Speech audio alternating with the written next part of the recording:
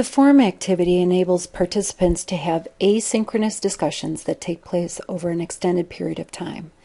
There are several forum types to choose from, such as standard forum, where anyone can start a new discussion, forum where students can post only once, and a Q&A forum where a student must first post before being able to view the other posts from other students. Files can be attached to forum posts. Participants can subscribe to forum posts to receive notifications of new forum posts. Teachers can also control this subscription mode to optional, force, or prevent subscription altogether. Teachers can also control students from posting too many times in a given period by using blocking. Let's take a look. Okay, to add a forum or a discussion board, we're going to click Add an Activity. We're going to come down to Forum, and we're going to click Add. All right, so we're going to name our forum. I'm just going to name it Discussion 1. And here we can choose what type of forum we want to use. Now, if we want to use a simple discussion, in other words, just everybody gets to throw out one submission or multiple submissions, as much as they want, we would say a simple discussion. You can also control it where each person only posts one discussion. This might be something like an introduction, so they just post one time. A Q&A forum where there's maybe you have a speaker and they come in and they write something and then everyone kind of asks questions. You can also do a standard forum displayed in a blog, so it'll open up like a blog, and then standard forum for general use. So I'm just going to use that one for right now. And here is where you would give your description of the forum. So basically throw out the questions that you want to use.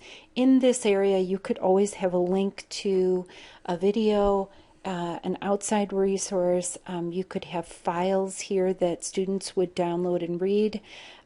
This is really the discussion of what you want your students to be discussing in your course. So what is going to be the topic here? So this information would go right here. You could add pictures, anything could be listed in here. Coming down here, subscription mode means if you want the posts to come to your email, and that's not only instructors, this would also be for students. So if you say optional subscription, the students can decide whether they want these to come to their email or not. Forced subscription means that they will automatically come to the email. Auto subscription is, subscription disabled is where we're going to choose not to have anybody receiving these by email. So you can make that decision. Read tracking for this forum, you can say on, off, or optional. Again, you can attach files here. So students can attach a file. Maybe you want to have them attach their assignment here for feedback. Students could bring in pictures, movies, so on and so forth. You want to say what kind of size that you're looking for. Course upload limit of 5 gigs. That will keep track of that. Maximum number of attachments here. Time for blocking. This is if you have students who maybe post more than other students, maybe you want to say you get to post every day, once a day, but you don't get to post more than that. You can say every 4 days, something like that. So in other words, you're going to block them out so that they can't necessarily post and dominate the conversation. Post threshold for blocking. So if you said 1 day and somebody, you're going to allow them to post 3 times, and then they have to take a break. You can also give them a threshold for a warning. In other words, you could say after 2, you do this again, you're going to be blocked. So anyway, you can put in that kind of information. Then you can also say, for me, I'm just going to put this under fora, but this is grade category. So in other words, this is where my grades are going to be. But you don't have to have a grade category. It could be uncategorized if you don't do that. Then you could say, how is this going to be rated? So I'm going to say maximum rating, and then I'm going to say I'm going to give this student 10 points for this, okay? And so then I give them a scale. It's, 10 points, 9, 8, 7, blah, blah, blah.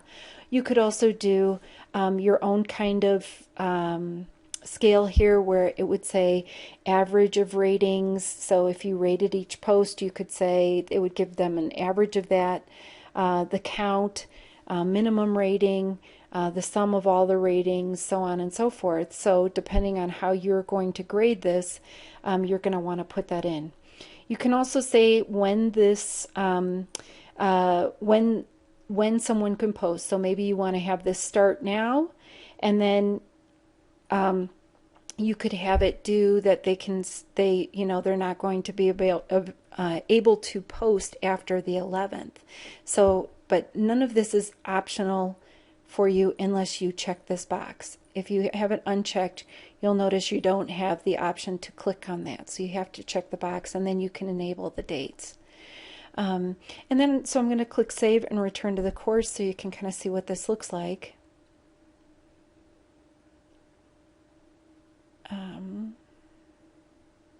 All right, and then come on down to the discussion. So once the discussion comes up, you could see where it just says this kind of information. It gives me a little warning. Hey, it's limit to number you can make. It's currently set for 3 postings in 1 day. And then add a new discussion topic.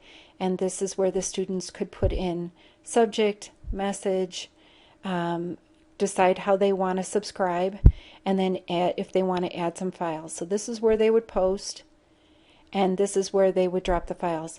Now, we have had situations where students have complained that they get into this area and they're not able to actually format their documents very well.